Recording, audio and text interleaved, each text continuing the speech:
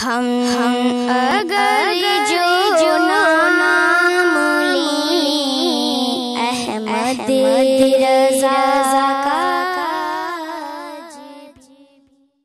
ये कि कुछ बातें आपसे करना चाहता हूँ। अभी कुछ दिनों से क्या है कि बहुत सारे लोग जो रद्द वाबित पर वीडियो है मेरी, उस पर देखने के बाद इस तरीके के मतलब इल्ज़ाम लगाते हैं और लगाते चले आए हैं कि जो बरेलवी लोग हैं ये फितनेबाज होते हैं और उम्मत को लड़ाने वाली बातें करते हैं और फ़िरक़ों में बंटने वाली बातें करते हैं।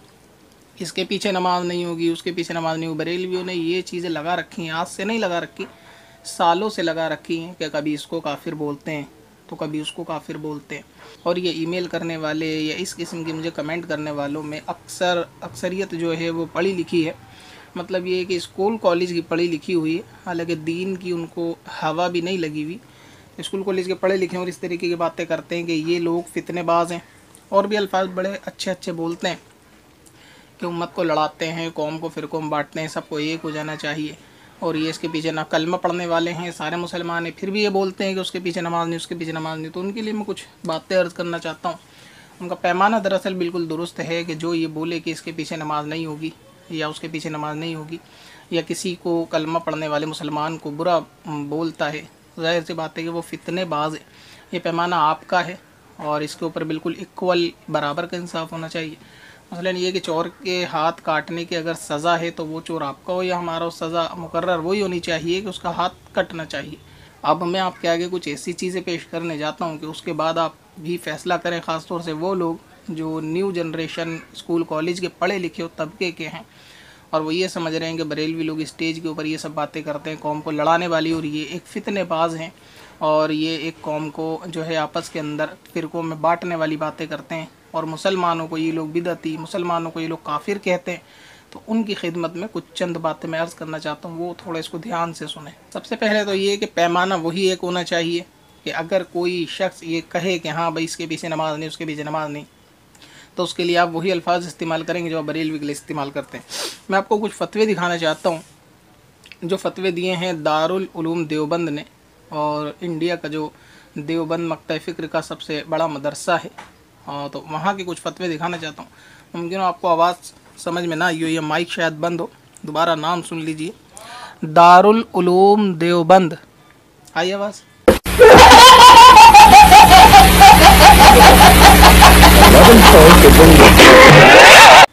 ठीक है, आवाज़ आनी चाहिए ना, ऐसा ना हो कि बोलें कि यार ढक छुप के बात कह दी ये वो। तो अपने छुपी हुई बात नहीं करते बल्कि छुपी हुई को निकालने वाली बातें करते हैं। ठीक है, ये अंदाज़े रज़ा है। देखो सबसे पहले है ये मेरे पास एक फतवा है, आप इसको थोड़ा जूम करके दिखा दीजिए इनको, साहिल को, बाकी मैं इसको पढ़ के सुना दूंगा, आप एक मरतब इसको पढ़ देख भी लीजिए।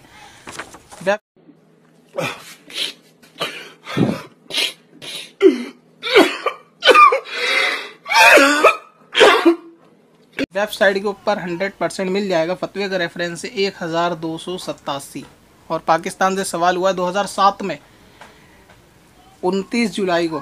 1287 फतवे का रेफरेंस है। दारुल इफ्ता देवबंद की आप जाएंगे ना URL पे, वहाँ आपको आसानी से मिल जाएगा। सवाल पूछने वाले ने सवाल ये पूछा है कि हमारी नमाज किसी बरेलवी के पीछे हो सकती है, और साहिल लिखता है कि मैं देवबंदी हूँ। समझ गए? दोबारा देख लीजिए ना, कभी आपको डाउट होने लगे। ये देखिए, साहिल ने लिखा है कि मैं देवबंदी हूँ, कि हमारी नमाज बरेलवी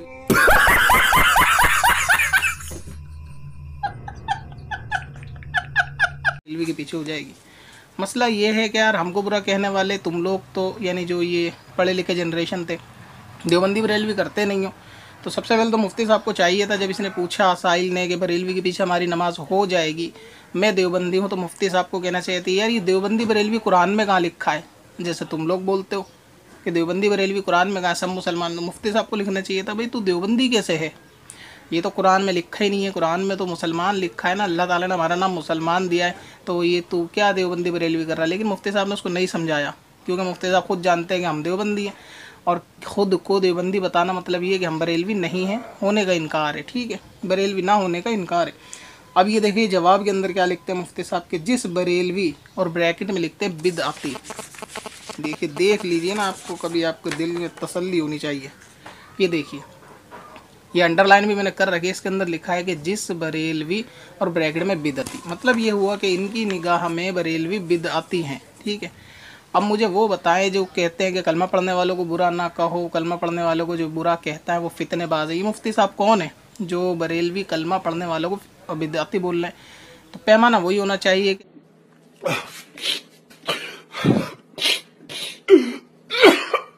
जिद की दुनिया